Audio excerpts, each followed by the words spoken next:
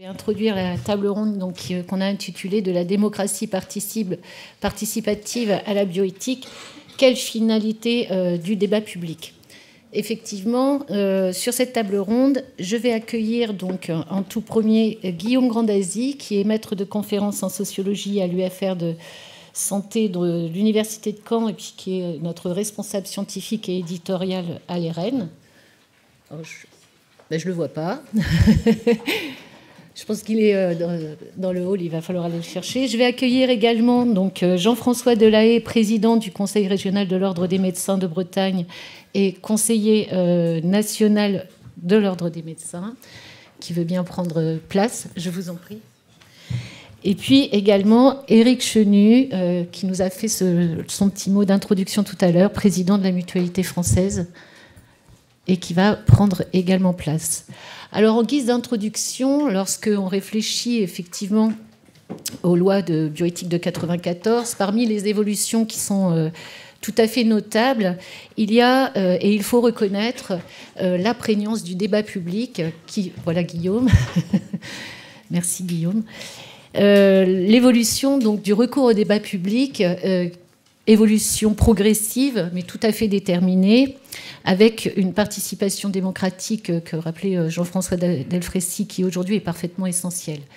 Quelques dates. Donc, en 2004, le décret qui porte à la création des espaces de réflexion éthique régionaux leur donne pour mission l'organisation de débats publics sur les questions d'éthique en santé sur les territoires. En 2011, la loi charge le Comité consultatif national d'éthique, on l'a évoqué, d'organiser les états généraux de la bioéthique, dont on aura une première session en 2018 avec une intention très large et inclusive de concevoir le débat sur la société à travers une question très large à l'époque qui était « Quel monde voulons-nous pour demain ?» Et puis la loi de 2021 va renforcer cette prégnance du débat public, et notamment à travers la mission du CCNE en collaboration avec les RR qui seront chargés d'organiser annuellement des débats sur les grandes questions éthiques de notre société en rapport avec la santé.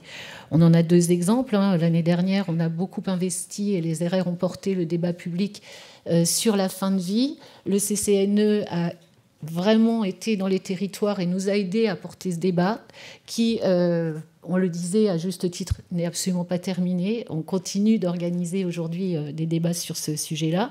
Je voudrais préciser que les sujets dont se sont saisis d'ailleurs en 2018 les RR aux États généraux sont encore aujourd'hui des sujets qui, comme le numérique en santé ou l'intelligence artificielle, font encore l'objet de débats sur les territoires, avec cette proximité, avec aussi une forme d'efficacité. Sur la fin de vie, c'était 500 débats. Plus de 50 000 citoyens touchés par ce partenariat entre le CCNE et les RR, d'autres acteurs évidemment, avec d'une manière très large une place de plus en plus prégnante du débat public dans ce qu'on appelle la démocratie sanitaire au départ, aujourd'hui la démocratie en santé, et puis pourrait-on dire aujourd'hui même la démocratie participative. Seulement voilà, ces débats qui sont conduits, ces débats qui sont finalement au plus proche du citoyen, se pose la question de savoir finalement quels sont véritablement les objectifs qu'on peut leur donner et surtout quelles sont les conséquences et les effets qu'ils peuvent avoir, notamment sur la législation, et comment ils sont entendus, comment ils sont relayés. Et on sait tous, et je n'ai pas besoin de le préciser, que certaines consultations publiques sont restées lettres mortes dans la loi et n'ont pas été saisies par le gouvernement. On disait que c'était politique et ça l'est. Et puis que d'autres, éventuellement, sont destinées effectivement à être traduits et à aider à la législation. Donc c'est la question qu'on va se poser à travers d'abord une présentation de Guillaume Grandazzi. Ensuite, on parlait du rôle de l'Ordre des médecins dans la médiation finalement auprès du public et du citoyen. Comment le représentant de l'Ordre des médecins, donc François Delahaye, va nous parler de ce fait. Et puis on aura des exemples d'application à travers l'intervention de Éric Chenu. Je vous remercie.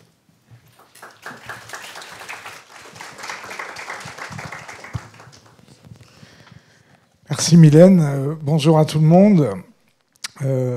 D'ailleurs, c'est intéressant de voir comment déjà on a abordé la question du débat dans la table ronde précédente, hein, parce que c'est vraiment un enjeu important.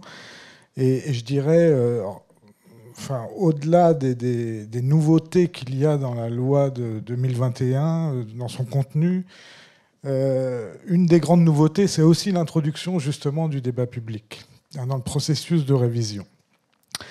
Alors, pour être un peu provocateur, je dirais que finalement, le débat public comme procédure de démocratie participative, comme dit les Mylène, ou délibérative, c'est quand même pas quelque chose de révolutionnaire en soi.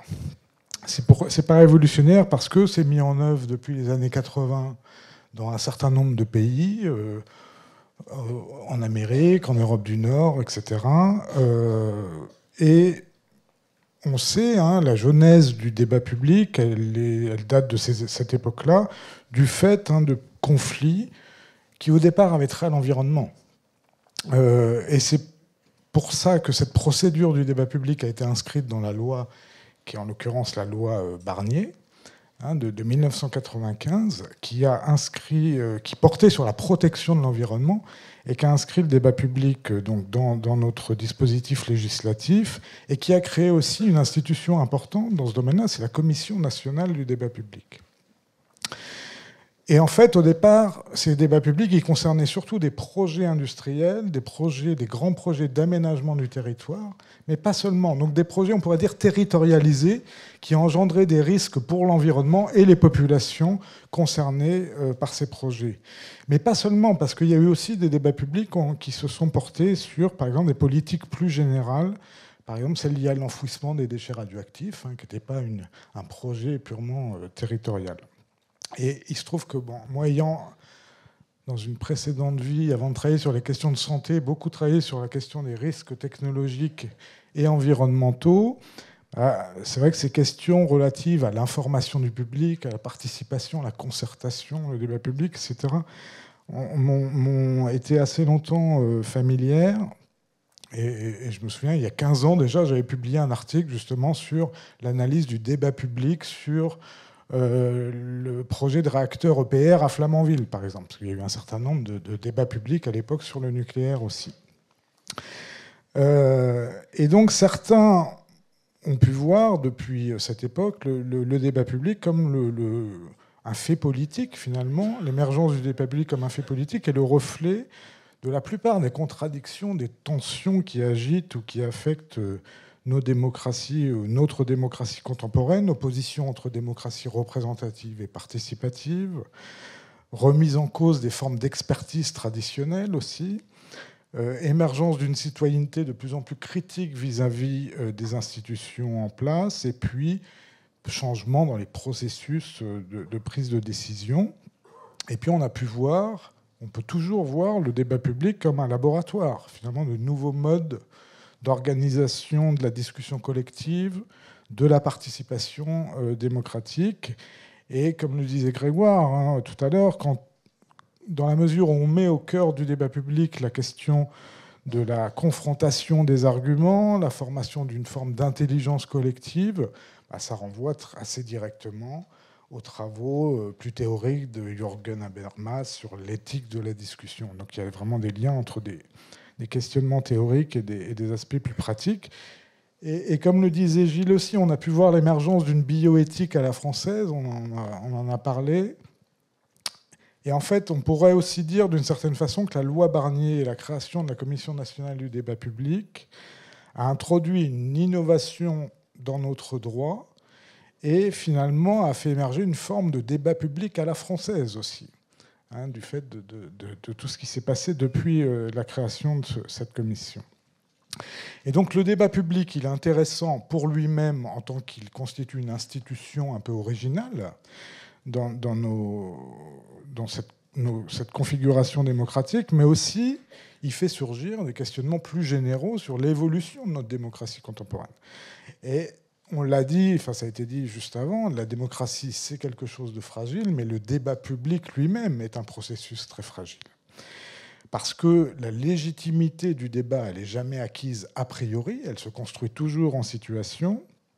Et on le voit, et on le voit à chaque fois, le débat lui-même fait l'objet d'un débat sur le débat, qui remet en cause éventuellement le principe même ou les modalités de son organisation.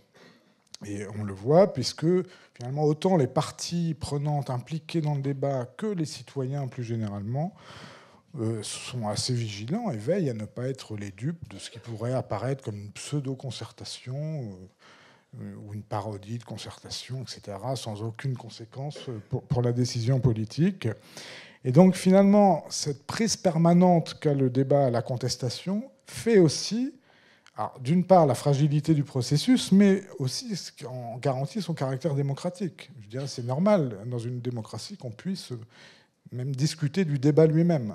D'ailleurs, je prenais l'exemple de l'EPR, et ce n'est pas le seul exemple, on pourrait prendre des exemples plus récents et dans d'autres domaines, mais à l'époque, on avait mis en place le débat sur le EPR, et une semaine avant le débat, le président, je crois, avait annoncé qu'ils allaient construire le PR. Donc l'objet du débat lui-même perdait complètement son sens. Et donc la question, c'est ça. La table ronde, c'est à quelle finalité du débat public, mais à quoi sert le débat ? Alors évidemment, si on se fie simplement à la question du rapport du débat à la décision politique, souvent on va être déçu. On va être déçu parce que, comme le disait Grégoire, voilà, les gens ils disent ouais, on n'a pas pris en compte mes arguments, mes positions n'apparaissent pas dans la loi, etc. Donc le rapport direct à la décision, il est souvent décevant, sauf pour certains, évidemment. Mais c'est surtout que la valeur ajoutée démocratique, elle s'inscrit dans des temps qui sont pluriels. Il y a le temps court des échanges, du débat, mais il y a aussi le temps long des perceptions des problèmes, le temps long de la légitimation de nouvelles règles d'échange et de discussion. Et donc, il ne faut pas mesurer seulement l'impact du débat sur une décision ou sur une loi qui va être votée, mais plutôt dans le cadre d'un processus beaucoup plus long de transformation en profondeur des processus décisionnels, et notamment, par exemple, de la construction, de la révision des lois de bioéthique. Et puis, ça peut être tentant aussi d'essayer d'anoblir le débat public ou le moment du débat public en se focalisant sur les dynamiques qu'il génère au moment où il a lieu, et de se focaliser sur ce moment du débat qui est complètement déconnecté de la décision, finalement. Et en fait, c'est difficile. Comment on parlait de l'évaluation de la loi tout à l'heure. C'est important d'évaluer les lois et leurs impacts, mais comment évaluer le débat public ? C'est important aussi d'évaluer le débat public.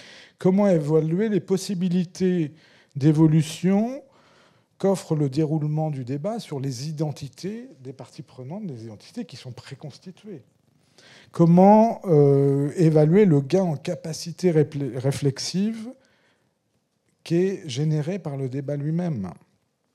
Comment évaluer la force intrinsèque des arguments qui sont portés par les uns ou les autres, la consistance, la résistance à la critique de ces arguments, comment apprécier la force des positions tenues, les asymétries de ressources entre les différents participants, etc., etc.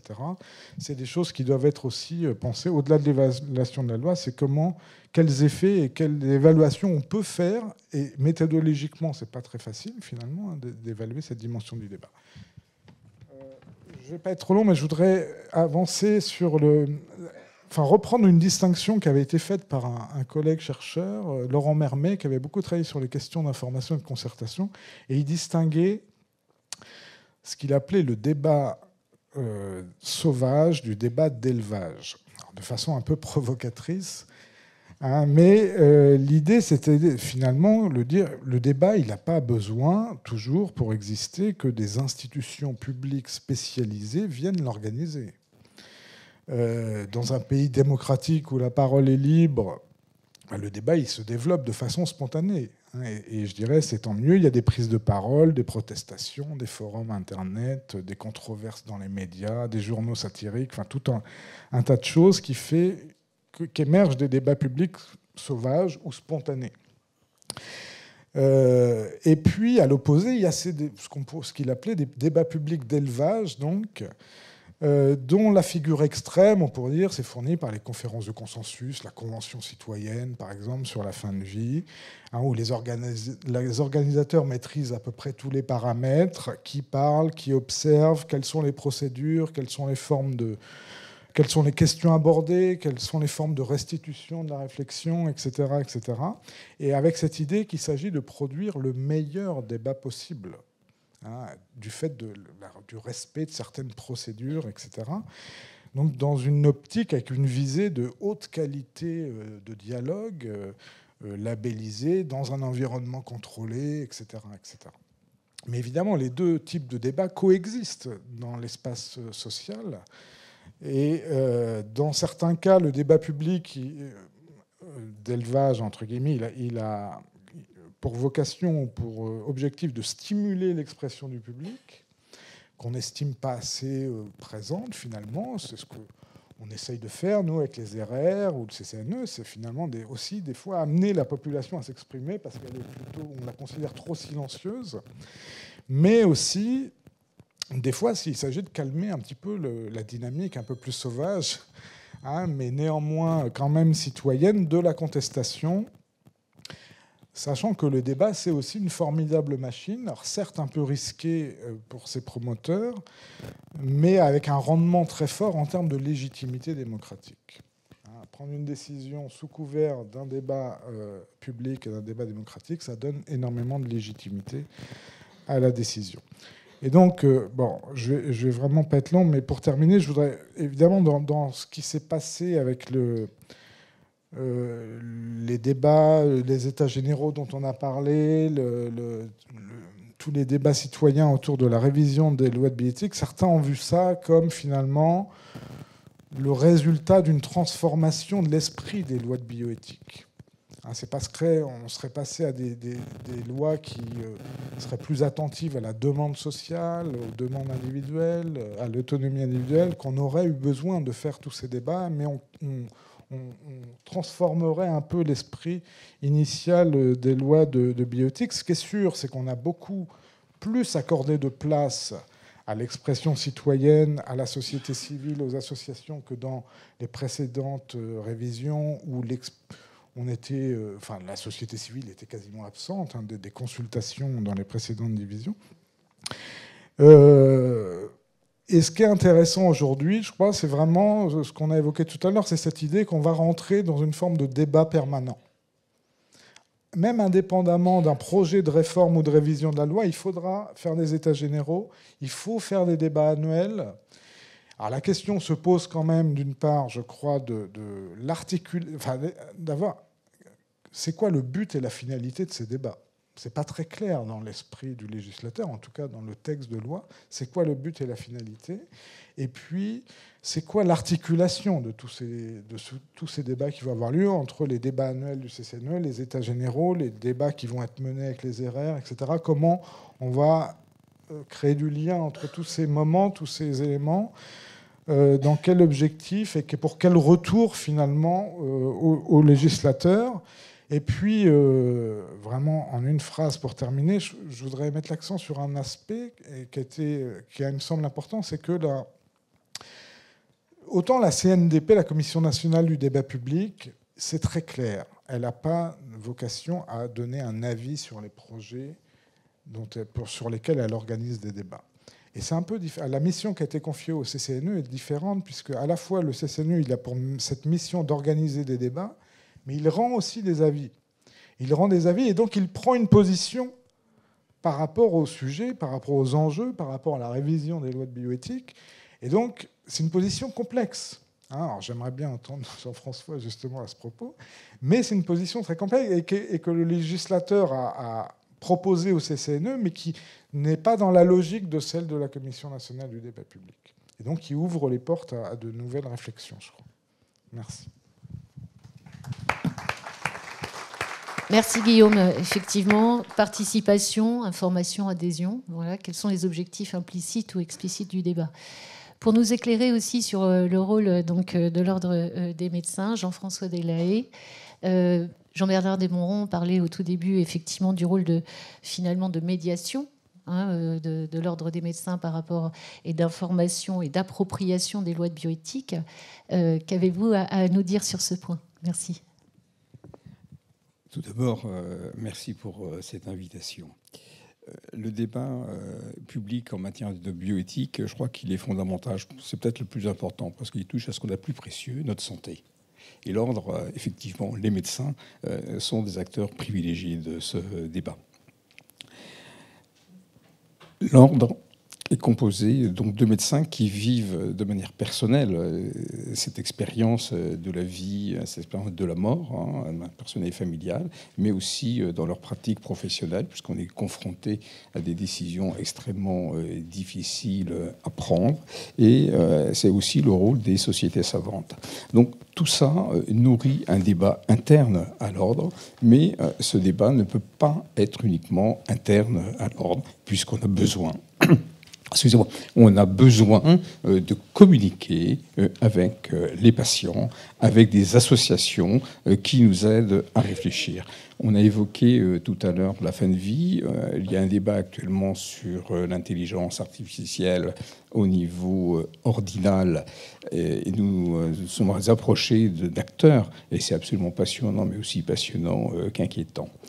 Mais la question qu'on se pose dans ce débat, ce sont les conditions de ce débat et les moyens qui sont mis pour débattre.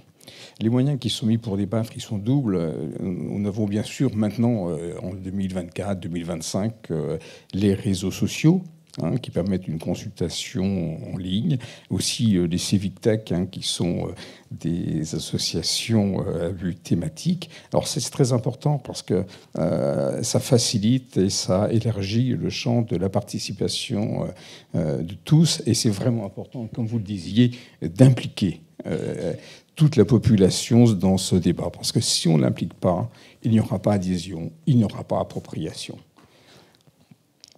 Voilà. Par contre, les réseaux sociaux ont un inconvénient, et ça a été souligné par Grégoire, c'est que ça facilite la juxtaposition d'opinions, mais ce n'est pas une vraie délibération. Il y a des gens qui s'expriment, ils sont contre, ils sont tout contre, et ça c'est une logique de contre, je dirais même une logique de contre-pouvoir. C'est pour ça que le débat en présentiel, il est absolument important, et je suis vraiment très heureux que vous ayez invité l'ordre aujourd'hui, parce que ça permet certes la confrontation directe d'idées.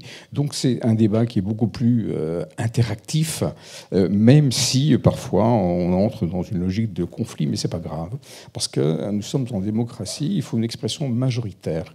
Et la décision qu'on prend, l'avis qu'on donne, il est temporel, parce qu'on évolue en permanence. Les autres moyens actuels qu'on utilise, c'est la presse, les livres, etc. Et ça, c'est une source d'information très importante, parce que ça va au-delà de la simple médiatisation des problèmes qui sont longs, difficiles à appréhender, et souvent on a des expressions qui sont simplistes, voire aguicheuses, sans parler des sondages d'opinion. Et ça, je voudrais appuyer là-dessus en disant que ça commence finalement dès l'enfance, dès la scolarité. Il faut vraiment que tout le monde, tous les enfants, on développe leur esprit critique, parce qu'il est très facile de se faire formater et on a du mal à en sortir. Donc, en ce qui concerne les moyens, c'est vraiment un travail en profondeur qui est long, qui est constant et qui a un sentiment d'urgence, parce que la science évolue très vite, la médecine évolue très très vite, et on est toujours à la recherche, on est toujours après une évolution, et on essaye d'encadrer, de faire une norme après une pratique qui est déjà quasiment parfois dépassée, je le vois très très bien en matière d'intelligence artificielle. Voilà. Alors, les risques de ce débat, une fois les moyens posés, ils sont triples. Le premier, c'est qu'en matière de nouveautés, en matière de biologie, en matière de neurosciences, par exemple, le premier réflexe face à une nouveauté, c'est la peur. c'est la peur, et donc on est parfois conduit à préférer un statu quo plutôt que de réfléchir, plutôt que d'aller vers le changement. Voilà. Et ça contraste parce qu'on a une peur collective qui contraste très fortement avec un désir individuel. Donc il faut vaincre ce conservatisme par un partage d'informations qui est sincère, qui doit être loyal, et l'ordre doit, à ce moment-là, participer à cette information. C'est d'ailleurs un devoir déontologique, hein, c'est l'information claire, loyale et adaptée. Voilà.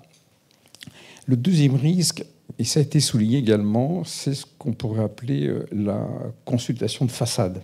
C'est-à-dire qu'il y a des groupes, des assemblées qu'on écoute, mais les décisions sont prises. Et là, c'est pire parce que ce débat public, il est tronqué et ça génère un sentiment de frustration très important et un sentiment de rejet qui nuit à notre équilibre démocratique.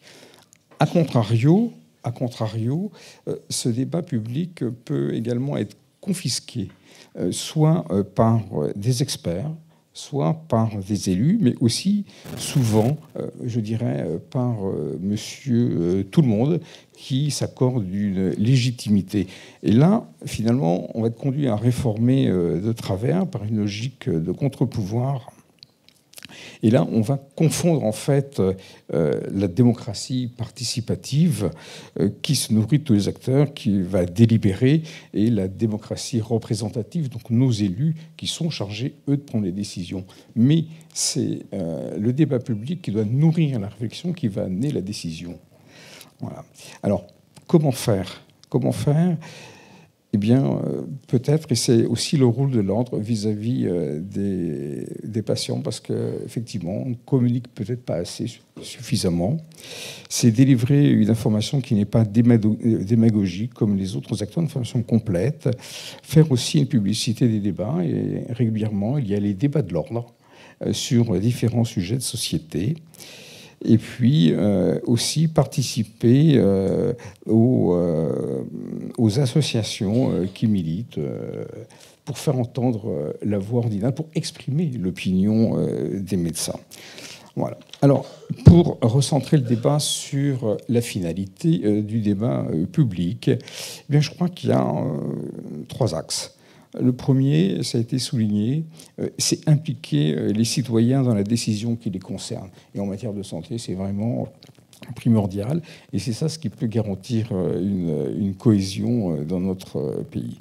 La deuxième chose, c'est effectivement recueillir les opinions, les préoccupations, les idées qui vont favoriser la prise de décision qui sera plus éclairée, en explorant les valeurs éthiques, les implications sociales et les conséquences potentielles des avancées médicales qu'on ne maîtrise pas toujours, mais il faut savoir expliquer qu'il y a un risque. Et comme vous le disiez tout à l'heure, les médecins gèrent l'incertitude des dires des patients, l'incertitude de la compréhension du discours médical, l'incertitude de notre propre connaissance médicale et les incertitudes de la médecine. Mais il faut gérer un risque, il faut aller de l'avant. Ce risque, il doit être pris en connaissance de cause et surtout, on doit pouvoir savoir modifier notre attitude. Donc en fait, ce débat public, avec tous les acteurs, l'ordre y a sa part, mais ce n'est pas le seul intervenant. Eh bien, il vise à construire un consensus, une garantie que les décisions vont refléter les aspirations sociétales en matière de santé.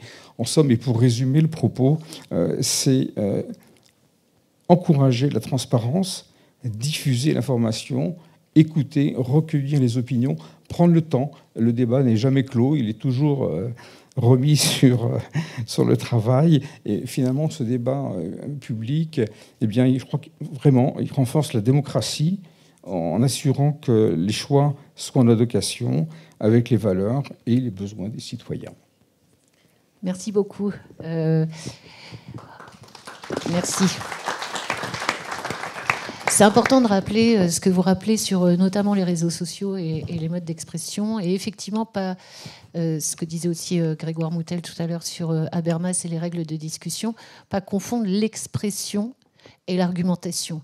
L'expression qui va traduire finalement une conviction qui conduira très certainement je vais dire des sions, mais à la polarisation sur les postures, et qui rend tout compromis impossible, en fait. Et ça s'appelle de l'expression. L'argumentation, elle induit finalement des règles communes acceptées au départ, un socle sur lequel on va pouvoir échanger et puis aller vers une participation et finalement faire un pas l'un vers l'autre. C'est ce que Kant aussi appelait la bonne volonté. C'est-à-dire que pour engager le débat, il faut être prêt aussi à entendre les autres et éventuellement, et quand ça nous arrive, je pense qu'on est tous d'accord, éventuellement changer d'avis.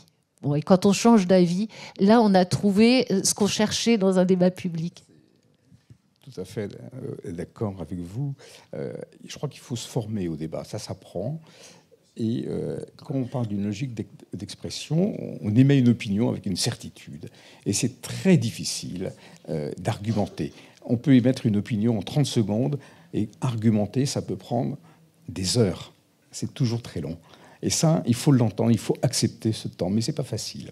Tout à fait. C'est la distinction, si on se rappelle un peu notre bac de philo, entre l'avis argumenté et l'opinion, qui n'est juste que la traduction d'une conviction et qui ne changera pas d'avis. Merci beaucoup.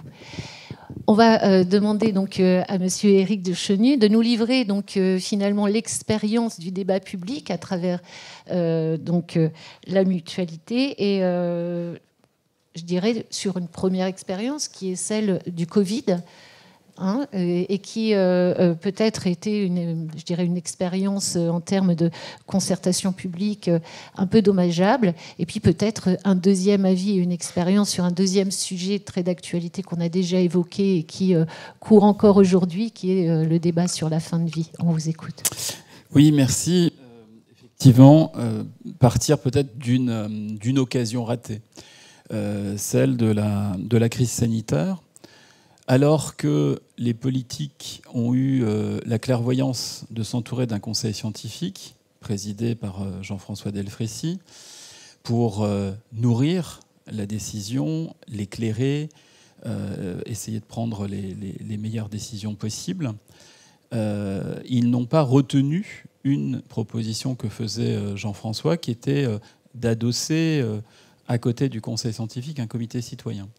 Et c'est éminemment dommage parce que quand, dans la situation dans laquelle on était en 2020, je ne parle pas des premiers jours après le 17 mars 2020 où on était dans l'urgence, etc.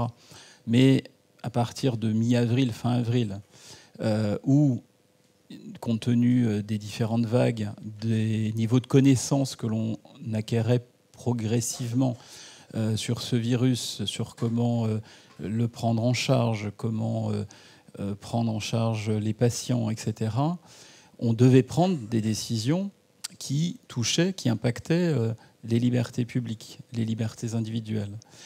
Et ne pas s'entourer d'une instance avec des représentants des citoyens pour pouvoir interagir, pour pouvoir confronter un certain nombre de décisions, eh bien, on s'est privé d'une capacité de diffusion.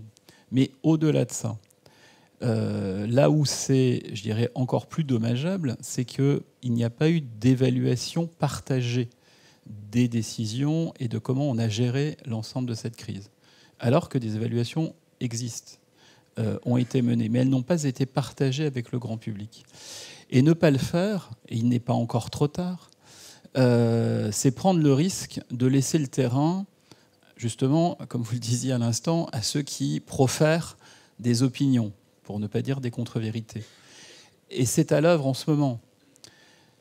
Du côté de CNews, du côté d'Europe 1, la sphère Bolloré, alors je ne sais peut-être pas forcément ce que vous écoutez au quotidien, moi non plus, mais je m'impose une fois par semaine d'écouter ces chaînes-là et ces émissions-là pour comprendre aussi ce que entendent et ce qu'on comprenne une partie de nos concitoyens. Parce qu'autrement, à un moment donné, on n'est plus en capacité d'aller leur parler. Et c'est excessivement intéressant d'entendre Hanouna, d'entendre Pro dire des sottises absolues, mais pour autant, ça, il y a des centaines de milliers, il y a des millions de gens qui l'entendent. Et donc, il faut absolument qu'on reprenne la main. Jean-François disait tout à l'heure, malheureusement, dans notre pays, on n'a pas cette culture scientifique. On n'a pas l'habitude de comprendre que dans la science, on avance par moins d'erreurs. On se confronte les faits au réel, à la connaissance, aux hypothèses, etc. Et puis on progresse petit à petit. Et il y a plein de gens, pendant la crise Covid, parce qu'il y a des choses contradictoires qui ont été dites à des moments différents, mais parce qu'on a progressé dans la connaissance, mais qui ont pris ces évolutions comme « Ah ben vous voyez bien qu'ils nous cachaient des choses, qu'ils ne nous ont pas dit la vérité ». Non, ils ont dit la vérité au fur et à mesure de ce que l'on connaissait, de ce que l'on comprenait, de ce qui nous arrivait. Et c'est là où on a besoin d'un retour d'expérience, de partager ça avec le grand public et surtout de voir comment on se prépare à de futures crises. Parce que malheureusement, on peut poser une hypothèse qu'il y aura d'autres crises sanitaires, d'autres problématiques, peut-être pas de même ampleur, peut-être différentes. Mais en quoi et comment on a appris de cette crise-là ? Je ne dirais pas dans l'organisation du système de santé, encore que, il y a probablement des choses aussi à en tirer en termes d'évolution, d'adaptation, mais surtout comment socialement, comment sociétalement, comment démocratiquement on gère ça mieux. Et de ce point de vue, je pense que notre pays, à la différence d'autres pays européens, ont moins fait ce travail de partage d'évaluation. Et c'est absolument fondamental parce que les grandes transformations auxquelles nos sociétés sont confrontées, transformation écologique, la transformation démographique avec le vieillissement, la transformation numérique, les ruptures scientifiques médicales qui sont à l'œuvre avec de nouvelles thérapeutiques, induisent des conséquences épidémiologiques, économiques et sociales, démocratiques qui sont redoutables. Et si on ne les questionne pas avec l'ensemble de la société, on se réserve objectivement des lendemains quand même assez compliqués. Et on donne du terrain de jeu aux populistes qui font assez peu de cas de la science, des faits objectifs, de la vérité. Et donc c'est aussi ça qu'il faut que l'on préserve. Et si on veut renforcer cette démocratie en santé, qui est une des composantes de la démocratie, avec la démocratie participative, la démocratie sociale, toutes ces démocraties, elles viennent conforter la démocratie représentative, élective. Mais une démocratie, elle ne fonctionne pas en pointillé, une fois tous les 5 ans à l'aune d'une élection. Quand bien même le taux de participation serait en progression. Une démocratie, au contraire, elle se mesure en termes de qualité quant à sa capacité à associer le citoyen tout au long du processus qui va élaborer la prise de décision, mais qui va aussi évaluer les politiques publiques, qui va évaluer les décisions qu'on a prises. Est-ce qu'elles ont apporté ce que l'on en attendait ? Et s'il y a un écart, pourquoi ? Comment on l'explique ? Comment on l'évalue ? L'idée, ce n'est pas de donner des bons points ou des mauvais points, mais c'est d'apprendre collectivement pour, là aussi, progresser et faire en sorte qu'il y ait moins de ressentiment et qu'il y ait de la compréhension partagée, et puis après, des décisions éclairées par les faits. Mais ça suppose aussi que dans les processus de démocratie participative, on ne fasse pas prendre des vessies pour des lanternes.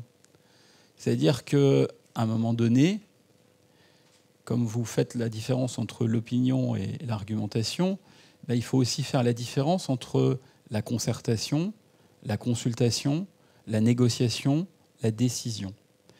Et force est de constater que sur certains processus dits de démocratie participative, on a un peu mélangé les choses.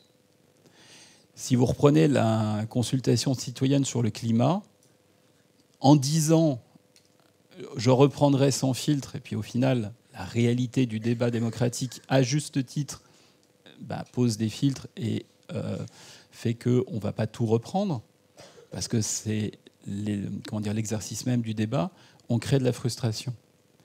Quand, après les Gilets jaunes, on lance le grand débat, qu'il y a des milliers de cahiers de doléances, que là aussi, on ne les partage pas, qu'on n'en tire rien, on crée de la frustration. Et donc, c'est aussi, il y a une éthique de la démocratie sur le fait qu'il faut être clair quant aux objectifs que l'on se donne, la méthode dans laquelle on va prendre la décision in fine. Et il y a des femmes et des hommes qui sont élus pour prendre des décisions. Et c'est leur responsabilité, et elle est éminemment complexe. Mais cela n'exclut pas que l'on consulte, que l'on négocie, que l'on discute. Et puis après, il y a ceux qui prennent la décision in fine et qui ont des comptes à rendre. C'est ça la démocratie, et c'est ça qu'il faut qu'on renforce par tous les moyens, parce qu'une démocratie, elle n'est jamais aussi fragile que quand on ne la fait pas bien fonctionner. Et puis, dernier élément sur cet enjeu, finalement. Il dit quoi de notre société française ? Eh bien, c'est que sur un certain nombre de sujets, on politise trop les questions.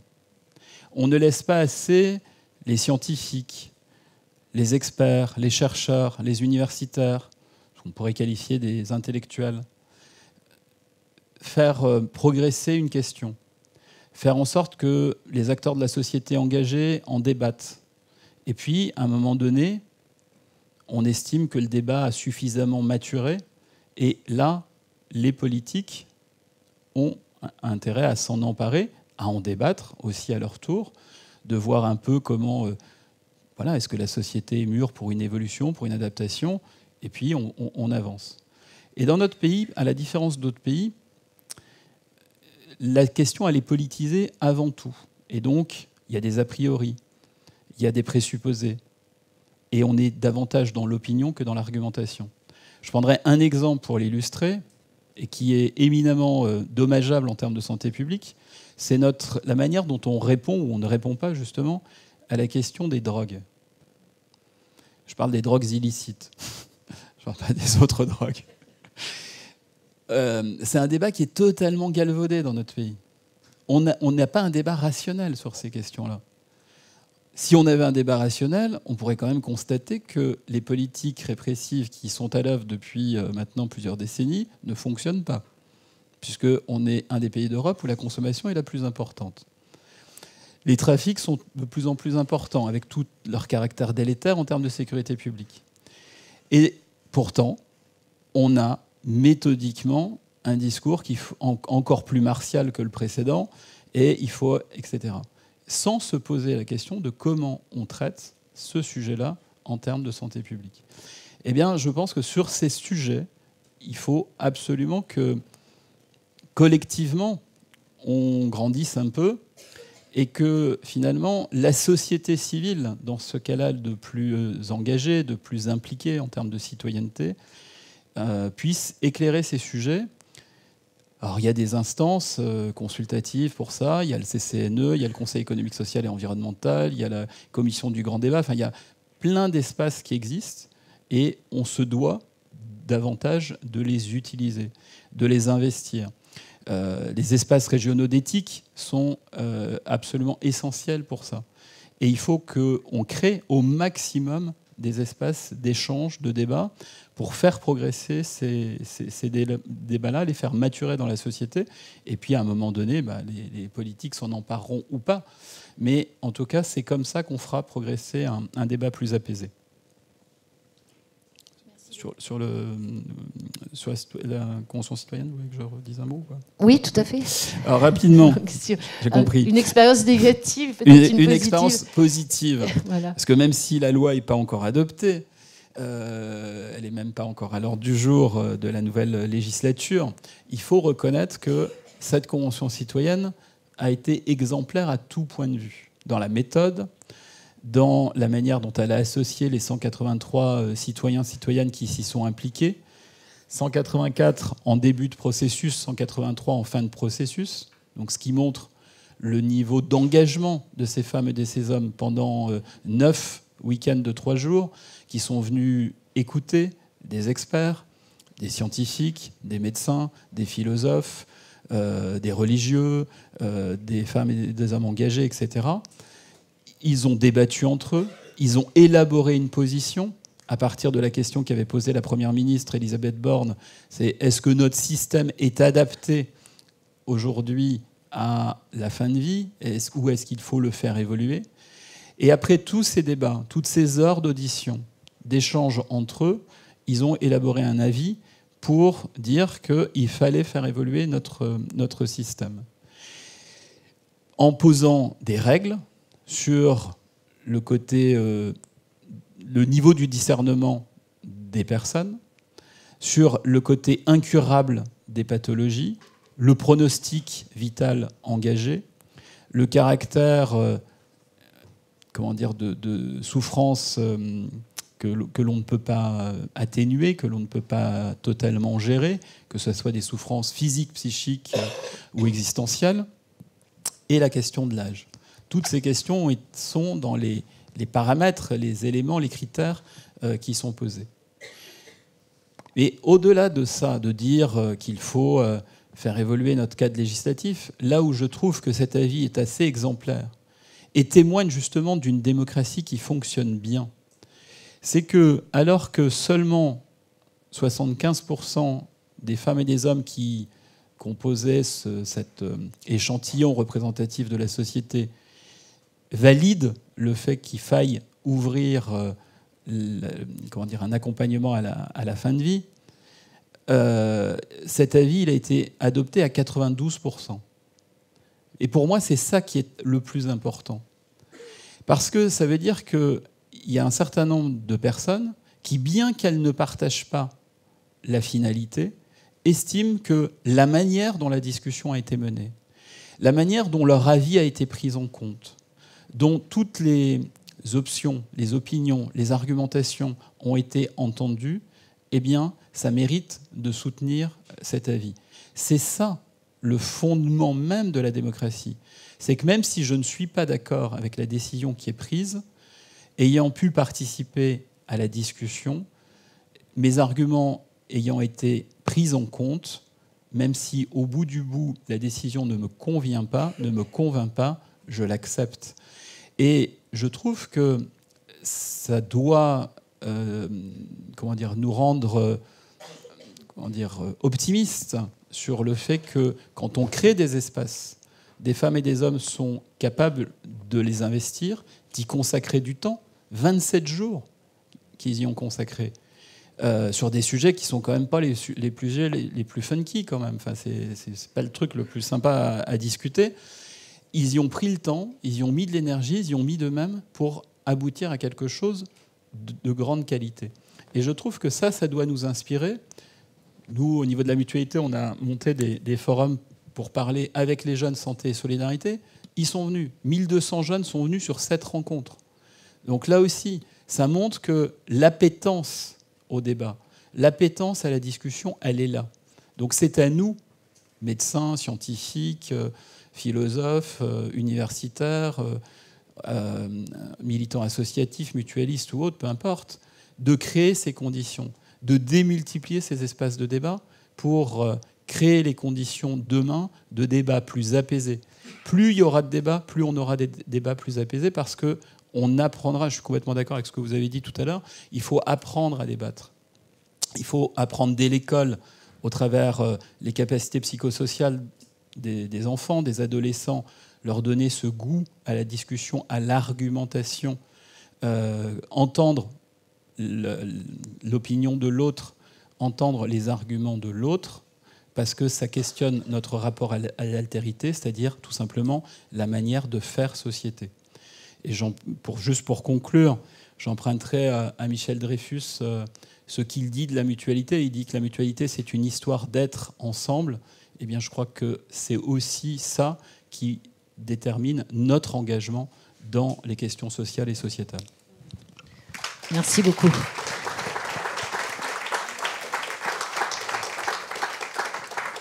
Alors c'est parfaitement intéressant et je vais rebondir sur votre intervention parce qu'on voit bien que quelque part on est sur un point de bascule avec d'un côté le débat qui ne va pas être pris en compte, qui va générer une frustration, qui générerait finalement ce qu'en son temps Marcel Gauchet appelait le désenchantement de la démocratie et de la démocratie participative.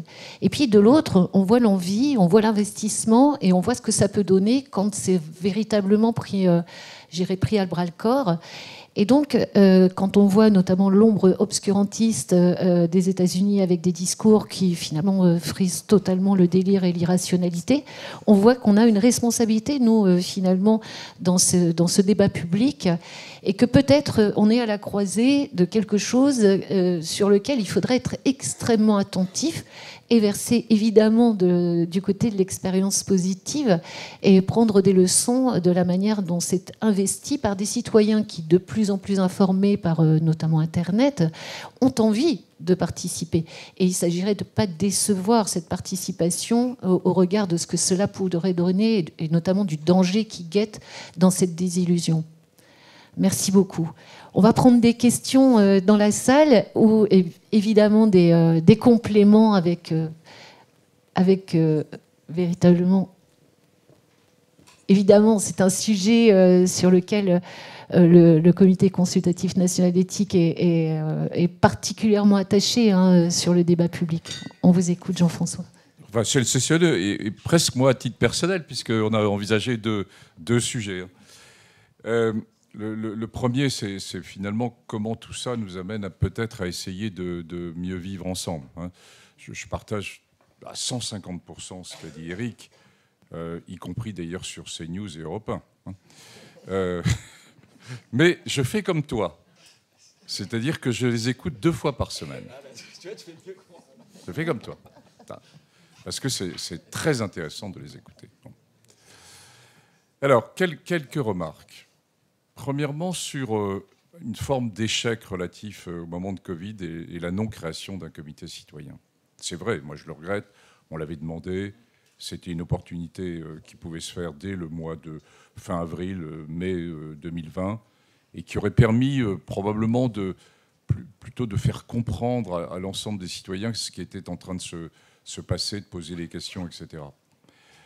Après, finalement, on avait plutôt conçu, ils ont refusé, ils ont eu tort, c'est une connerie, appelons un chat, c'est une connerie politique même. Après, on avait conçu quelque chose un peu top-down, à la française, c'est-à-dire un comité citoyen à Paris, etc. Bon. En fait, il s'est monté une série de comités citoyens dans des grandes métropoles. Il s'en est monté à Lyon, à Marseille, à Strasbourg, à Rennes. Et il s'est monté toute une série de comités citoyens. On a fait le recensement de ce qui avait pu être fait, les discussions qu'il y a eu avec ces grandes métropoles.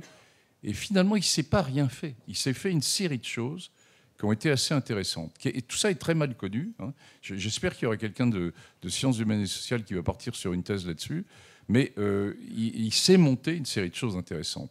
Et quand je regarde avec les collègues européens ce qui s'est monté dans différents pays, eh bien, y compris dans les pays du Nord, enfin, ou de l'Europe intermédiaire, du type Danemark, Hollande, certains Länder allemands, ils n'ont pas tellement fait mieux, parce qu'il y a eu ce temps de sidération par rapport à l'organisation du milieu associatif au début, et après, finalement, il y a eu des expériences, mais elles ne sont pas non plus bouleversantes par rapport à ce qui a pu être monté. Donc, je nuance un tout petit peu ce point-là. Deuxième point sur la notion même de construction de démocratie en santé. Alors, il faut voir qu'on est assez persuadé dans cette salle qu'il faut aller vers ça. Bon, donc c'est assez facile finalement. Mais qu'il y a 2 positionnements qui ne vont pas du tout vers ça. Il y a les politiques eux-mêmes, la majorité des politiques eux-mêmes, et en particulier les parlementaires, qui disent « Mais enfin, pourquoi vous voulez encore reconstruire quelque chose autour de la démocratie participative alors que vous nous avez élus, c'est notre job ?» Et ils ont raison. Ils ont raison. Et c'est pour ça que les mots ont leur importance. Les anglo-saxons et l'OMS parlent de « social participation », qui ne met pas en route le mot « démocratie ». Alors, certains diront c'est au contraire, il faut que la démocratie soit présente dans le titre. D'autres, voilà, c'est autre chose, « social participation ». Bon. Et puis, il y a aussi les scientifiques, les experts, qui sont partagés sur le sujet. Bon, dans cette salle, la majorité des experts va dire « mais si, il faut bien sûr qu'on participe à cette aventure ». Mais il y a des séries d'experts qui ne sont pas chauds du tout pour aller vers ça. En disant, mais d'abord on est juriste, ou on est scientifique, on sait ce qu'il faut faire, c'est nous qui détenons la vérité. Donc c'est quelque chose qui est encore fragile. Hein, et dans le modèle de construction français, c'est encore fragile.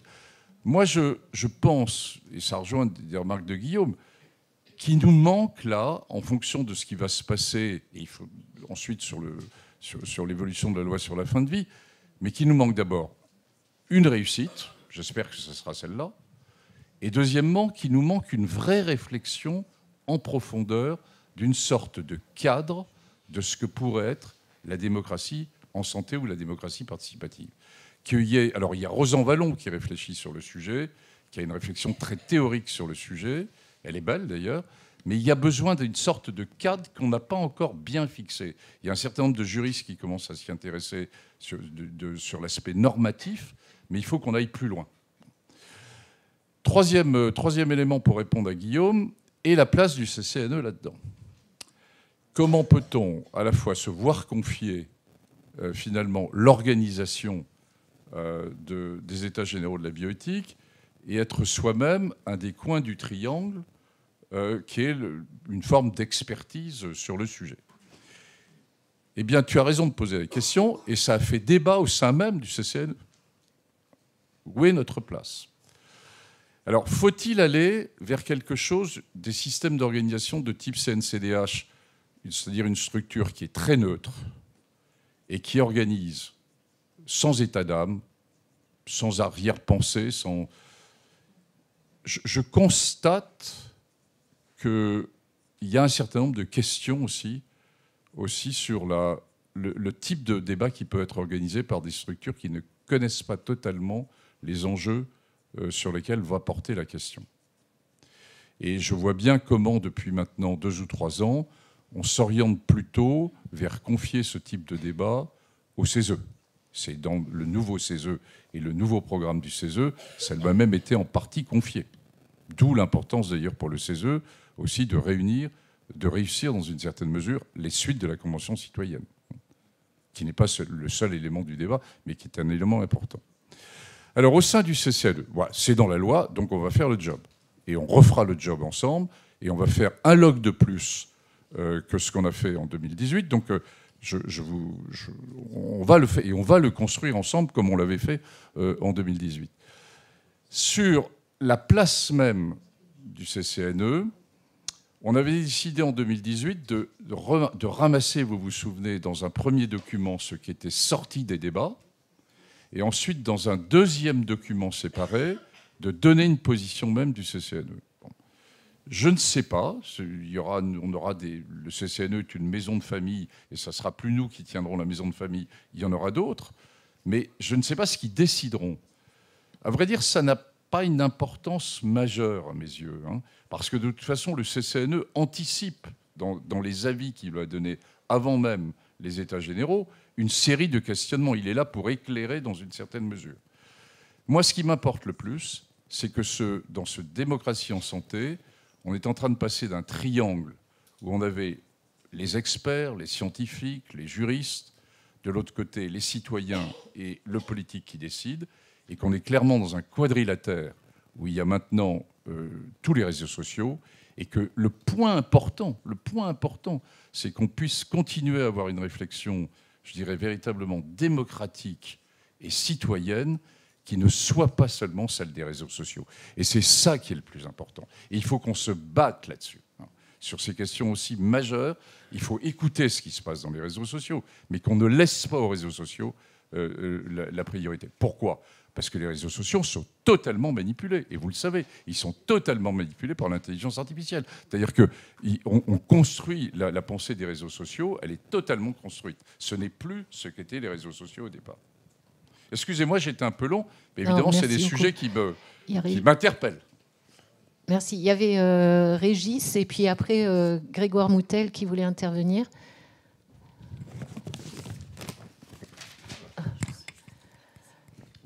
Merci Régis. Oui, je vais être un peu plus terre à terre et ramener la question du débat aux réalités auxquelles nous sommes confrontés dans le champ de la bioéthique. Parce que je suis totalement d'accord avec l'idée qu'il ne faut pas que nous nous satisfaisions de dire il faut développer le débat. Il faut donc que nous apprenions à débattre. Et il faut donc que nous organisions le débat. Je parle du débat au lit du malade, comme dans une convention citoyenne. Entre autres, quand je dis il faut organiser, ça veut dire qu'il faut savoir animer un débat. Et la fonction d'animateur du débat m'apparaît être assez centrale. J'en tiens pour preuve le fait qu'il est important dans un débat de donner la parole à ceux dont on sait qu'ils ne la prendront pas si on ne leur donne pas. J'ai vécu cela précisément au sein de la Convention citoyenne en étant auditionné à 2 ou 3 reprises, mais je me souviens en particulier d'une audition qui a duré longtemps, où la question la plus, j'allais dire à la fois la plus embarrassante et la plus pertinente sur un plan scientifique, elle a été posée par une personne qui ne l'aurait pas pris si on ne lui avait pas donné la parole, qui était un représentant d'une association de personnes porteurs d'un handicap psychique. Et cette personne qui avait du mal à s'exprimer me pose la question, j'étais soi-disant experte de ce qu'on ne sait pas en fait.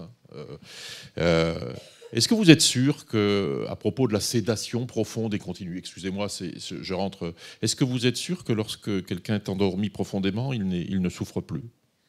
Question fondamentale à laquelle nous savons que nous ne savons pas répondre. Donc vous voyez bien que cette dimension de donner la parole à ceux qui ne la prendraient pas, elle est assez cruciale, sans quoi on peut être dans une illusion du débat. Et deuxième point sur lequel je voudrais peut-être attirer notre attention collective, c'est qu'on peut encourager au débat, mais corrélativement, je pense qu'il faut encourager à la valorisation du débat. Je dis cela pour les pratiques qui sont les nôtres dans le champ de la santé. Aujourd'hui, nous ne sommes pas tant que cela encouragés à débattre. Nous sommes encouragés à faire. Les logiques de l'action sont très valorisées. Elles sont même promues. Valoriser le débat, c'est valoriser peut-être ce qui aboutira à décider de ne pas faire. Et décider de ne pas faire est probablement la décision la plus difficile à prendre dans un champ comme celui que nous abordons, c'est-à-dire le champ des points de butée du questionnement dans le champ de la santé. Donc ce que nous disons là rejoint une autre question, là aussi extrêmement compliquée, c'est celle de la réforme nécessaire de notre système de santé, qui souffre aussi parce qu'il n'a pas saisi cette notion que nous avions pointée dans un avis, l'avis 140 du CCNE, la notion de souffrance éthique au travail des professionnels qui ont besoin qu'on investisse cette notion du débat sur les questions éthiques et que l'on reconnaisse cette dimension comme une compétence. Ça m'apparaît être un élément extrêmement important à entendre si l'on veut réenchanter en quelque sorte le monde de la santé. Merci. Merci beaucoup. Une réponse peut-être, M. Chenot ? Non ? Merci beaucoup. Ça me fait penser, d'ailleurs, on parlait d'éducation et débat, ça me fait penser à l'orientation de la plupart des espaces de réflexion éthique qui, aujourd'hui, vont dans les lycées, avec ce public particulièrement important qu'on cherche à initier justement à l'esprit critique et au débat, avec une opportunité, effectivement, de bien différencier l'opinion du débat et l'importance du débat et de l'expression argumentative. Grégoire, tu voulais dire quelque chose? On t'écoute. Je voulais juste rajouter un point que certains connaissent, mais qu'il faut rappeler à l'extérieur, c'est que le débat, il n'a pas que pour objet de trancher entre des convictions et des points de vue différents. Il est là pour enrichir et apporter des idées nouvelles. C'est-à-dire que moi, je fais le lien avec la question d'un représentant d'usager dans la démocratie sanitaire. On sait, pour l'expérimenter quand ça marche bien, que les solutions viennent de ceux qui sont usagers. Moi, je dis souvent, c'est comme assez étonnant qu'on passe du temps à évaluer notre prestation chez notre garagiste dans un hôtel et que ces structures tiennent compte réellement dans leur management de la vie des usagers. Et dans le système de la santé, on peut se demander s'il n'y a pas un leurre d'affichage. Vous savez qu'un ancien président du CCNE a dit qu'il fallait se méfier de l'éthique qui serait une éthique d'illusion ou une éthique d'affichage. Effectivement, c'est vrai, les usagers, c'est ça aussi dans le système. Moi, les usagers, c'est les citoyens, finalement. Ils ont des idées, ils ont des solutions. Et je rebondis sur la crise Covid. Jean-François ne l'a pas dit parce qu'il a trop de créativité à son palmarès pour le dire, mais au mois de mars, il m'appelle. À l'époque, il m'a dit, en gros, c'est parce que tu savais qu'il fallait mettre les citoyens dans la boucle. Et on a quand même créé, dans l'urgence, à ton initiative, l'idée que les espaces éthiques allaient se transformer en structures territoriales qui, rapidement, pourraient être à même d'apporter des solutions, ou au moins de porter les questionnements et de faire remonter les choses. Ça a quand même marché, quoi. On a fait un rapport Panthère sur ce sujet, ça a quand même marché. Et pendant ce moment-là, il y a eu des solutions de terrain. Il y a eu des solutions de terrain très pragmatiques venant de professionnels, mais aussi de patients. Bon, moi, j'ai eu à gérer la question de la présentation des corps morts et des chambres mortuaires. Heureusement qu'il y a eu des solutions de terrain pour résoudre cette problématique-là. Ce qui veut dire qu'aujourd'hui, et c'est une question politique, est-ce que dans l'ADN, et la réponse est dans la question, est-ce que dans l'ADN de nos agences, de nos gouvernants, réellement on y croit? Voilà. Est-ce qu'on y croit? Et ça interroge une question très politique de la conception des grandes écoles, de l'élite. Est-ce que l'élite croit réellement, d'accord, dans son ADN cérébral, là, psychique, qu'il y a du plus à l'expertise du citoyen et du patient? J'en suis pas convaincu. J'en suis pas convaincu. Et, quitte à pu faire carrière en éthique, je ne suis même pas convaincu que dans toutes les instances éthiques, les gens y soient convaincus. Et qu'il n'y a pas une forme rive gauche de l'éthique parisienne. Voilà. Que j'ai connue et j'en fais partie. D'accord ? Bon. Donc je crois qu'il faut tout se dire aussi, c'est-à-dire qu'on est tous co-responsables. Et dernier point codicile de cela, c'est vrai que dans le débat, on dit débat citoyen, mais il faut que les élus soient là, que les décideurs soient là. Or, quand on les appelle et qu'on les invite, on a essayé de faire que les députés en territorialité soient présents, on a essayé de faire que les représentants de l'ARS soient présents. C'est pour ça que je garderai toujours mon pigment politiquement incorrect. Ils ne viennent pas, ou ils viennent très peu. Donc il faut qu'on continue ce travail, qui est une question politique. Et je me demande, puisque je suis un garçon assez normatif par certains côtés, on m'a dit, Yves Pellissier, un ancien psychiatre, m'a dit, en France, ce qui n'est pas inscrit dans la loi, ça n'a jamais lieu, il faut que ce soit une obligation. Est-ce que finalement, il n'y a pas aussi une réflexion à avoir sur l'obligation de la Constitution, de dire qu'un débat public avec des citoyens sans élus et sans décideurs qui sont là pour écouter, pour participer aux 27 jours, finalement, ça ne sert peut-être pas à ce qu'on voulait. C'est-à-dire que ceux qui prennent la décision soient là pour écouter et entendre. Voilà. C'est mes petites idées, puis peut-être qu'on ne gagnera pas, mais que les générations suivantes qui sont dans la salle nous aideront à faire avancer ces idées à l'avenir. Merci beaucoup. Je crois qu'il y a une autre question. On vous écoute ? Bonjour, monsieur Quignot, professeur de philosophie au lycée du Puy-de-Dôme de Lorient. Là, je suis présent aujourd'hui avec 4 de mes élèves du cours de philosophie. Alors moi, en tant qu'enseignant, vu tout ce que j'ai entendu ce matin, qui me plaît bien, parce que ça recoupe énormément le programme de philosophie, le programme de droit que j'ai enseigné aussi un petit peu en terminale, je pense que pour rebondir sur ce que le président Delfrécy a dit sur le statut des sciences dans la société et les effets délétères des réseaux sociaux, pourquoi ne pas en fait introduire dans le programme de terminale un cours de bioéthique ? Ce serait un excellent moyen de toucher un maximum en fait de jeunes, puisque tout le monde passe par le système éducatif, et un moyen essentiel pour court-circuiter la désinformation, le populisme et tout ce que vous voulez. Alors avec Cyril, et je l'en remercie, c'est ce que nous travaillons déjà depuis 4 ans. J'ai des classes qui participent en fait à cette sensibilisation, et même plus qu'une sensibilisation, c'est une véritable formation à la réflexion bioéthique. Et Cyril vient en fait expliquer aux élèves, donc avec des données scientifiques, et d'autres collaborateurs, il vient expliquer aux élèves les tenants et aboutissants de la réflexion sur l'euthanasie, parce que c'est ce qu'on a fait il y a 2 ans. J'ai des élèves qui ont participé en fait, à un précédent colloque à Saint-Malo sur la question de l'euthanasie. Et cette année, nous repartons sur un travail identique, comment et par qui être soigné demain, avec un ensemble d'élèves qui participeront à la journée nationale des lycéens à l'Assemblée nationale au mois de mai prochain. Mais moi, je n'ai pas de relais dans les ministères. Si vous en avez, merci de proposer à Madame la ministre, qui est médecin, de pourquoi pas introduire un cours de bioéthique. C'est tout à fait faisable. Et je vous rejoins quand vous dites qu'il faut que En fait, les choses, il faut qu'elles partent de la société civile, des gens qui sont déjà sur le terrain. En fait, les moyens, c'est nous. Parce qu'il y a une réduction des effectifs qui est prévue dans le budget, j'ai entendu ça. Mais les moyens, on les a déjà. Les moyens, ce sont nous. Il suffit que les enseignants s'emparent de ces questions-là et les mettent en œuvre dans leurs cours, puisque ça existe déjà en partie. Voilà, merci.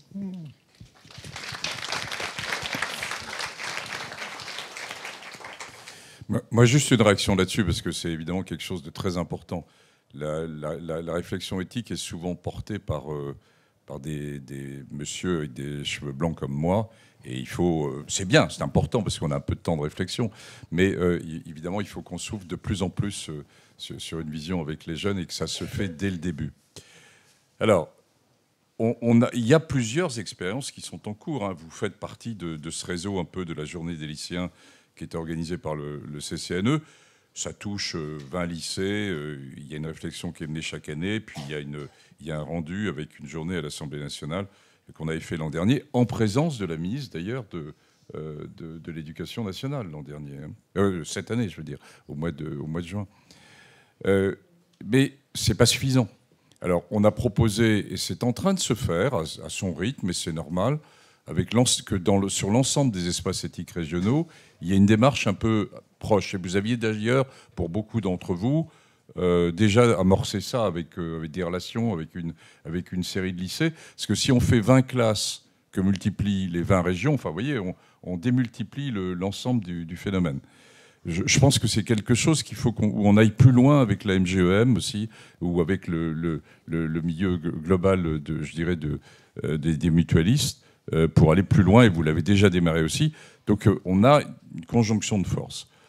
Sur les programmes, alors vraiment, on a beaucoup essayé. Mais vous vous rendez compte, on est au 8e ministre de la Santé, mais on est, je crois, au 5e ministre de l'Éducation nationale, là, en très peu de temps. Bon, donc, en plus, vous savez que le ministre de l'Éducation nationale ne maîtrise pas totalement les programmes. Donc le CCNE, moi j'ai vu tous les ministres sur ce sujet qui n'était pas de passage, de dire on fait un cours de bioéthique, ça ne pouvait pas coller, mais de dire on va plutôt sur un cours d'humanité autour de comment vivre ensemble. Enfin, on peut trouver d'autres mots que le mot de bioéthique au sens véritable du terme. À chaque fois, c'est oui, bien sûr, c'est très intéressant. On a fait la commission des programmes. On a fait 3 fois la commission des programmes. Oui, c'est intéressant. Bon. Et puis en fait, quand on part d'en haut de la rue de Grenelle, ça ne marche pas. Donc je partage finalement votre analyse. Il faut qu'on reparte, comme on est parti finalement, avec les espaces éthiques régionaux, du terrain, des territoires, des gens qui font, des gens qui ont des idées, et puis qu'au niveau des profs, et qu'on vous couvre évidemment avec les recteurs, et c'est probablement, il y a certains recteurs qui sont quand même très sensibles à ça, et qu'on monte à partir de là un mouvement qui part du bas pour aller vers le haut. Sinon, si on part de la rue de Grenelle, on n'y arrivera pas. Moi, j'ai vraiment essayé beaucoup, et j'ai pas réussi, donc je ne pense pas qu'on y arrive. Hein. Voilà.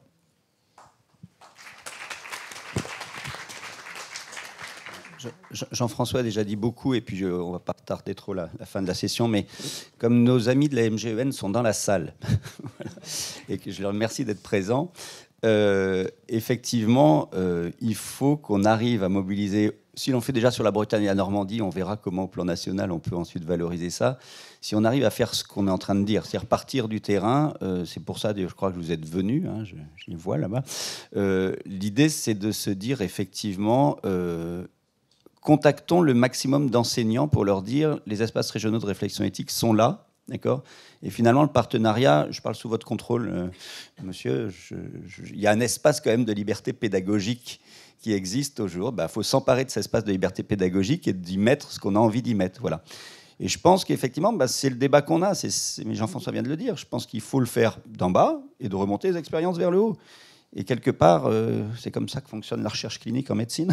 C'est-à-dire qu'on commence au lit du patient et quand il y a quelque chose d'innovation technologique, on la valorise ensuite vers le haut. Donc c'est une analogie, mais je pense qu'il faut vraiment le faire. Et en tout cas, je passe sous contrôle de nos amis bretons. Je pense que la Bretagne et la Normandie ont envie de faire ça ensemble. Et bien, j'ai envie de dire que si ce colloque est fondateur d'une expérimentation territoriale Bretagne-Normandie et qu'on démarre, Ensuite, on ira présenter ça en disant on a réussi quelque chose et est-ce qu'on peut pas le généraliser? Voilà, je vous propose le deal. Voilà.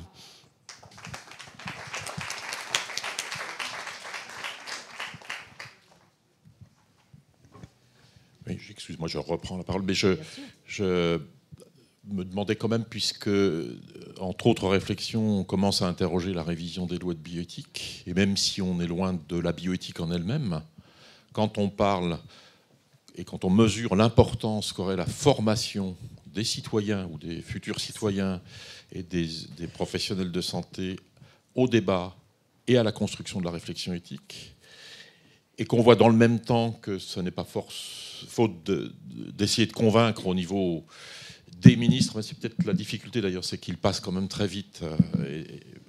Est-ce que la loi ne pourrait pas avoir un rôle à jouer pour contraindre à cette obligation d'une société à se mettre à débattre?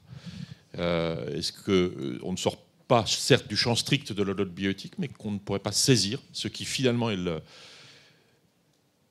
ferment de la réflexion bioéthique, c'est le débat, entre guillemets. Je termine juste par un petit point, c'est qu'il me semble aussi que nous ferions bien, nous, les acteurs du monde de la santé, de réfléchir à introduire la formation au débat dans la formation des professionnels de santé. Juste pour dire que ça n'est quand même pas loin d'être le cas pour l'instant. En tant qu'universitaire, je peux témoigner des progrès et c'est rassurant de savoir que nous avons beaucoup à progresser. Tout à fait d'accord avec vous. Dans les études médicales maintenant... C'est bon. Tout à fait d'accord avec vous. Dans les études médicales, maintenant, il y a des formations à l'analyse critique de textes, de documents. Mais ce qui nous manque vraiment, c'est une formation à la communication, la formation au dialogue avec les patients et pouvoir redresser. Vous disiez tout à l'heure que les réseaux sociaux étaient une source de désinformation, mais on le voit tous les jours dans notre exercice pratique où il y a le traitement magique, la pensée magique, et on doit lutter contre les influenceurs.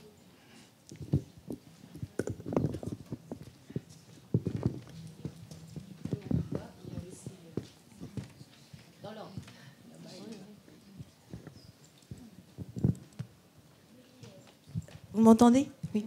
Bonjour, donc je suis Pascale Terrom, donc je suis diététicienne nutritionniste, mais aussi patiente formatrice. Par rapport au débat, je trouve que par rapport à l'évolution en médecine, il y a quand même l'éducation thérapeutique. Je suis praticienne en éducation thérapeutique qui a quand même amené à apprendre aux professionnels de santé, à communiquer avec les patients, à écouter. Moi, je trouve à évaluer aussi. Moi, dans ma pratique, j'ai appris à évaluer ce que je faisais et j'ai trouvé ça très, très riche.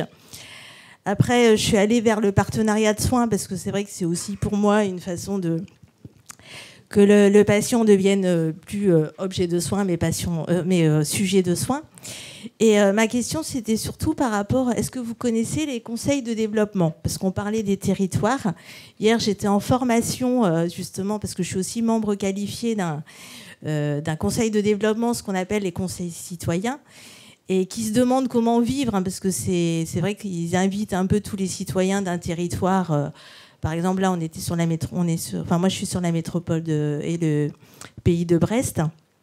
Voilà, en tout cas, je trouve qu'il y a j'ai vraiment le sentiment qu'il y a plein d'espaces, plein de choses qui se mettent en place, sauf que chacun est un peu comme beaucoup dans son coin et qu'il n'y a pas forcément de lien. Donc c'est vrai que l'éthique, je trouve ça passionnant. Il y a vraiment plein de choses à mettre en place. Et est-ce qu'il ne faudrait pas faire des liens justement entre les espaces éthiques et les conseils de développement, les réseaux qui peuvent aussi vous faire connaître? Voilà. Merci. Alors, je vous rejoins en ce qui concerne l'éducation thérapeutique. Il est tout à fait vrai qu'actuellement, il y a une asymétrie complète d'information entre le savoir médical et le savoir du citoyen.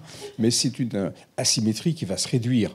On le voit bien avec toutes les informations qu'on peut trouver actuellement sur Internet, mais aussi l'IA qui arrive et qui non seulement va améliorer l'information, mais délivrer des conduites diagnostiques et thérapeutiques. Donc ça va mettre la relation patient-malade peut-être pas à égalité, parce qu'il faudra toujours savoir critiquer le savoir. C'est important. Mais la deuxième démarche, effectivement, Il faut que les médecins, et j'en suis encore actif, on communique plus et on participe à ces activités de développement. C'est vraiment fondamental parce que c'est ce qui permet aux patients d'être vraiment acteurs de sa santé, d'être participants et de s'approprier et de comprendre. Voilà. Je ne peux que vous rejoindre. Oui, on vous écoute. Oui, alors Véronique Lefebvre-Desnouettes, je suis médecin psychiatre et gériatre et j'enseigne depuis 15 ans maintenant la médecine narrative, qui est donc un mouvement qui vient de Rita Charon avec l'adaptation par François Goupy, et maintenant des philosophes avec une chaire d'humanité médicale à Créteil dans mon université, où on s'adresse aux jeunes étudiants en médecine qui viennent d'avoir leur concours autour d'ateliers d'écriture narrative sur ce qu'ils vivent, sur ce qu'ils peuvent partager, et on organise des débats avec nos jeunes étudiants en médecine, par exemple sur la fin de vie, et c'est tout à fait productif et je me réjouis du retour des humanités médicales dans l'enseignement auprès de nos soignants.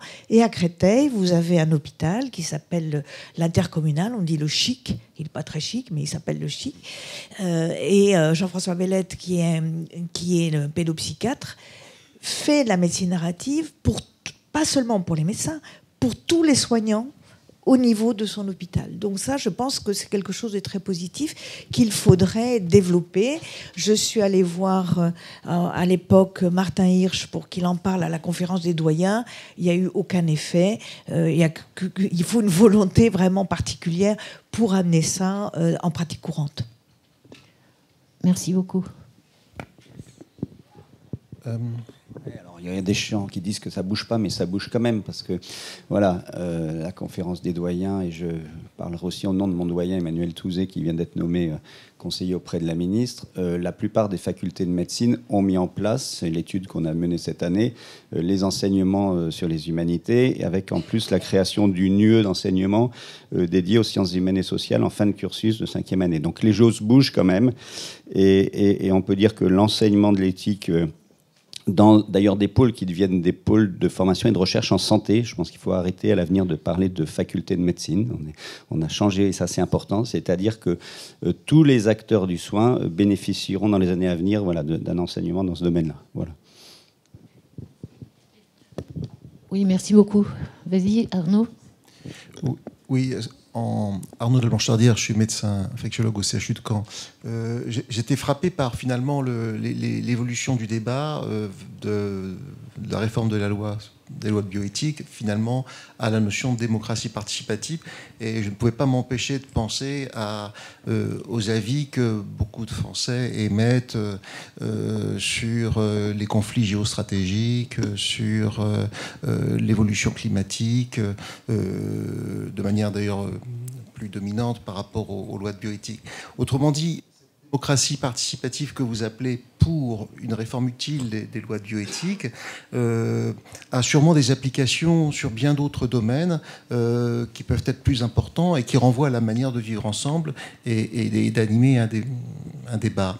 Et je pense qu'il y a un mot qui peut-être qui a été formulé par certaines personnes, mais peut-être pas à la hauteur de ce qu'il aurait dû l'être, c'est la notion d'information. C'est-à-dire qu'on ne peut pas être dans une démocratie participative sans avoir une information de qualité. On ne peut pas être dans un débat intelligent si on arrive animé par un a priori idéologique qui est entretenu de surcroît ou alimenté par les chaînes d'information dont on a parlé, qu'elles soient de la radio ou de la télévision ou des réseaux sociaux. Autrement dit, je trouve que dans ce monde très interactif dans lequel nous vivons et où la démocratie est en danger dans bon nombre de pays, il faudrait, pour qu'on puisse retrouver, faire vivre la démocratie et puis progresser dans notre réflexion et dans les actions collectives, dans les décisions gouvernementales, qu'on puisse partir d'une information de qualité. Et malheureusement, dans ce monde très interactif, j'observe que la plupart des hommes et des femmes alimentent leur réflexion ou leur idéologie dans la plus grande des solitudes au contact des écrans, qu'il s'agisse d'un écran de télévision ou d'un réseau social. Et ça, je trouve ça très dangereux finalement, parce que là où il y aurait urgence à une information de qualité et un débat participatif pour des décisions qui deviennent de plus en plus critiques, critique, on est maintenant dans des chocs idéologiques, y compris d'ailleurs dans le domaine de la bioéthique, qui finalement nuisent et neutralisent le débat public. Et le gouvernement, en tout cas parfois instruit de ce risque-là, est plutôt m'apparaît parfois plutôt dans la mise en avant d'un débat participatif au nom d'une forme de qualité, mais dont il ne respecte pas finalement les règles, les usages et les règles finales qui devraient lui permettre ensuite de l'intégrer profondément. Donc il y a vraiment là, je trouve, quelque chose de très critique qui déborde la loi de bioéthique. Je pense en particulier naturellement à la conférence citoyenne sur la question écologique, où je trouve qu'il y a eu une forme d'imposture. Et j'aimerais que... Enfin, j'ai l'optimisme de certains, j'essaye de m'en abreuver, mais j'ai plus ou de crainte que d'espérance au moment où nous parlons. Non, je veux pas. J'ai pas les arguments pour vous répondre totalement. Et on est partagé entre pessimiste et optimiste. Moi, fondamentalement, je suis optimiste, donc on va pas me changer.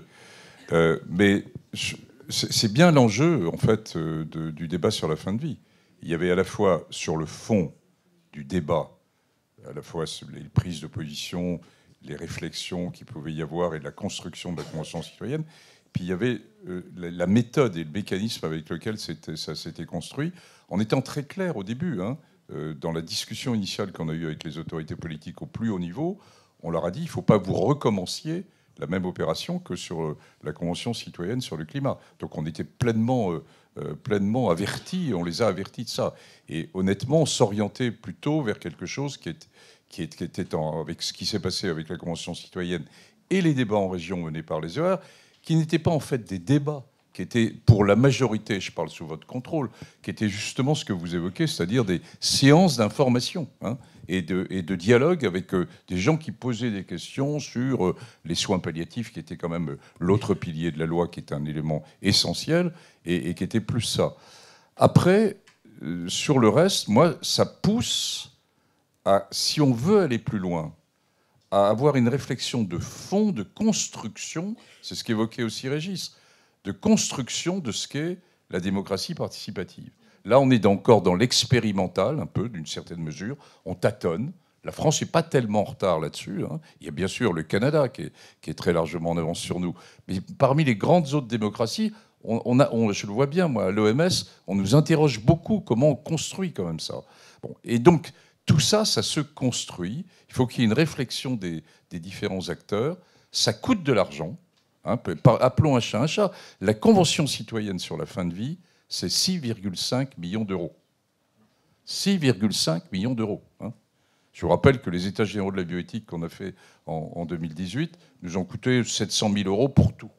Donc, mais vous voyez que ça se construit. C'est-à-dire, si on veut rentrer là-dedans, il faut devenir professionnel là-dedans.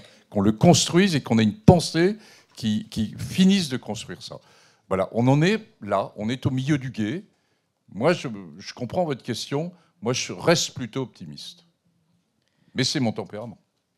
Merci beaucoup. Je suis navrée, on va s'arrêter là au niveau du timing sans vouloir frustrer personne. Et on va rester sur cette parole qui est un projet, en fait, et qui va nous faire réfléchir pour le déjeuner. Je vous remercie tous et on se retrouve tout à l'heure pour la suite. Merci.